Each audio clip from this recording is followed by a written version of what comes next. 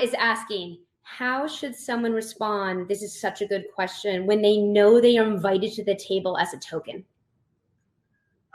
It depends on how much of a fight you want to get in. That's such a good start. That is a good, honest start. So I sometimes, because especially if it's something I didn't really want to do in the first place, I sometimes decide that now is a really great time to have the fight. And I fight to get someone else there who might want to be there, right? If you know you're being invited as a token and you know that this is an environment that's maybe not going to be great, maybe it's the time to push back, right? I understand there's an idea that being invited at all is an honor, and I'm a person who would rather build my own table than sit at someone else's. I also don't mind getting into a fight. I know that it's not everybody's personality. But I think that there comes a point when you are being invited in to be the lone one, to be the see, we're diverse, check off, that you have to think about what it means. A, because let me tell you, it's going to be miserable for you. You're not going to enjoy being the token representative or whatever. B, if you can open the door for other people, if you can open the door to change that dynamic, great, do that. If, however, you feel like this environment is 87 shades of toxic and will not improve, or you do attempt to open the door and figure out it's toxic, you know, sometimes the bridges you burn light your way. Sometimes you just got to go ahead. This fire has to be lit, and I might as well be the one to light it. Only you know which road seems the best in the moment. But there are definitely times when I've gotten that invitation, and man, let me tell you, those are some good bridges to burn. They keep my soul warm to this day. So you have to really think about that. Yeah. Mikki, do you have a favorite story of a great researcher, and she uses the term gender judo, right? Which is when you kind of use gender bias and kind of flip it on its head and take advantage of it.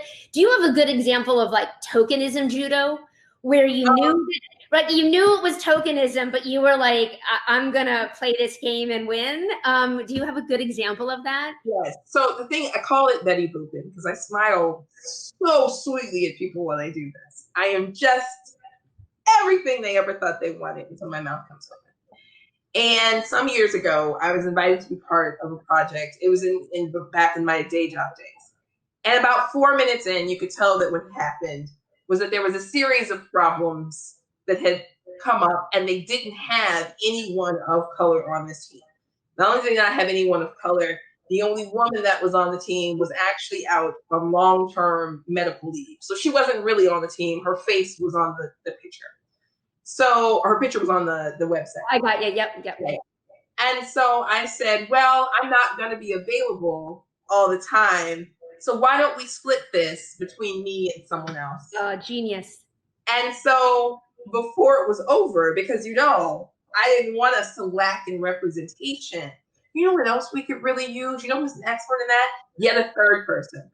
Before it was over, the person leading it, who I do believe really thought, because I just smiled. I was always so cheerful and I baked at work.